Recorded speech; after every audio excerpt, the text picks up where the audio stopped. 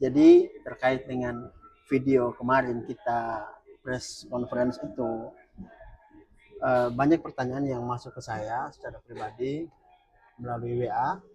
Teman-teman pada menanyakan kenapa terdakwa yang 4 orang itu nggak hadir sidang. Nah, saya bilang, jadi memang dari 8 terdakwa yang menjadi terdakwa dalam perkara ini, itu hanya 4 yang disidangkan atau yang hadir sidang. Yang 4-nya itu sudah dipanggil secara patut namun tidak hadir. Nah, yang saya kecewakan, kenapa tidak dicari sebisa mungkin? Kan perangkat negara ini lengkap, ada intelnya, ada penyidiknya.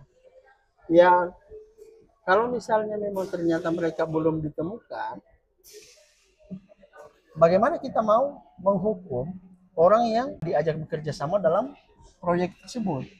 Nah, proyek ini kan merugikan pelapor sejumlah 27 miliar, sekitar 27 miliaran.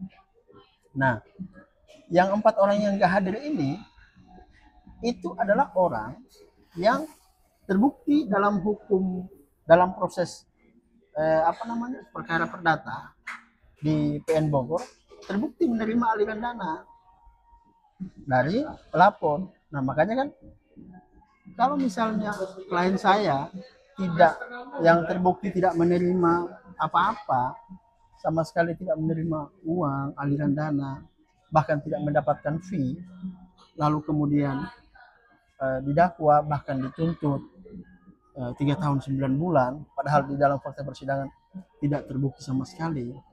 Nah, ini kan miris, teman-teman. Kenapa tidak dipaksakan tuh mencari yang 4 orang itu? Cari dulu mereka, baru kemudian proses perkara ini dijalankan supaya terang benderang. Apakah memang benar-benar mereka tidak memberikan uang ke klien kami, terdakwa yang saat ini ada, atau seperti apa? Karena kan kalau yang sekarang, fakta yang terungkap sekarang, semuanya hanya berdasar pada BAP.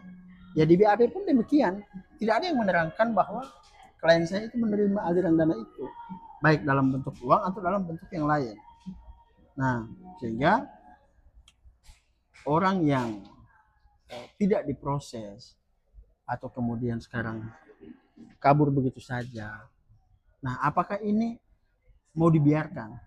Sementara yang klien saya ini yang sudah patuh terhadap panggilan, persidangan, tapi juga malah dituntut dengan pidana yang menurut saya cukup tinggi, karena tuntutan jaksa itu fokus pada pasal 378. Nah, 378 ini kan penipuan, ancamannya kan 4 tahun, dia dituntut 3 tahun 9 bulan. Nah, seharusnya tuntutan itu tidak bisa diberikan ke dia, karena kan unsur niatnya juga tidak bisa dibuktikan, unsur perbuatannya juga tidak bisa dibuktikan, kemudian manfaat yang didapatkan dari ini apa, kan nggak ada. Kalau dikatakan bahwa ini memperkaya orang lain, ya nggak bisa dipakai dalam perkara ini. Itu bisa dipakai kalau undang-undang korupsi, undang-undang tipikor. Kalau yang sekarang nggak bisa, ini kan pidana umum. Nah, tapi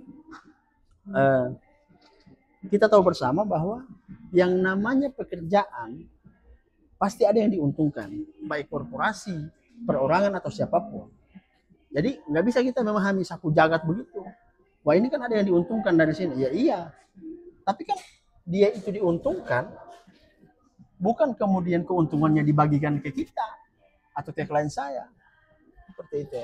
Jadi ya kami berharap, atau saya berharap putusan hakim nanti, karena hakim juga mengetahui fakta perkara ini seperti apa, ya semoga putusan ini nanti betul-betul dapat memberikan keadilan dan kepastian hukum terhadap klien kami.